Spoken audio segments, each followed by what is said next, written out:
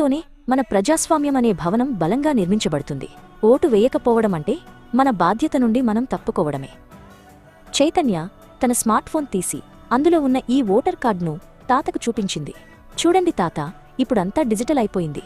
నేను ఆన్లైన్లోనే దరఖాస్తు చేసుకున్నాను. సాంకేతికత మారినా మన దేశం పట్ల ఉన్న బాధ్యత మాత్రం మారదు కదా అని అంది. ఇద్దరూ కలిసి ఊరి వీధుల్లో నడుస్తూ వెళుతున్నారు. అక్కడ జాతీయ ఓటర్ల దినోత్సవం సందర్భంగా రంగురంగుల ముగ్గులు వేసి జెండాలు కట్టారు.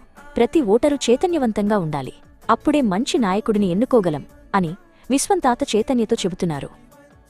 విశ్వం తాత తన చూపుడు వేలును చూపిస్తూ పాత జ్ఞాపకాలను గుర్తు చేసుకున్నారు.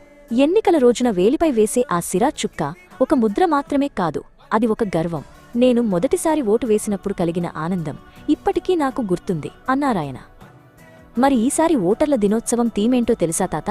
ఓటు వేయడం కంటే ఏదీ మిన్న కాదు, నేను ఖచ్చితంగా ఓటు వేస్తాను అని ప్రభుత్వం ప్రకటించింది అని చైతన్య ప్రతిజ్ఞ చేస్తున్నట్లుగా తన కుడి చేయిని ముందుకు చాచింది. వారు గ్రామంలోని పాఠశాల వద్దకు చేరుకున్నారు. అక్కడ జాతీయ ఓటర్ల దినోత్సవ వేడుకలు మొదలయ్యాయి. ఊరివారంతా కలిసి ప్రజాస్వామ్యం వర్ధిల్లాలి అని నినదిస్తున్నారు. విశ్వం తాత, చైతన్య కూడా ఆ ఉత్సాహంలో పాలుపంచుకున్నారు. చైతన్యకు ఇప్పుడు అర్థమైంది, తన ఓటు కేవలం ఒక హక్కు మాత్రమే కాదు, అది దేశ భవిష్యత్తును మార్చే శక్తి అని. ఆమె కళ్లలో కొత్త మెరుపు కనిపిస్తోంది. రేపటి సమర్థవంతమైన భారత నిర్మాణంలో తను కూడా ఒక భాగస్వామి కాబోతున్నందుకు ఆమె ఎంతో గర్వంగా ఉంది.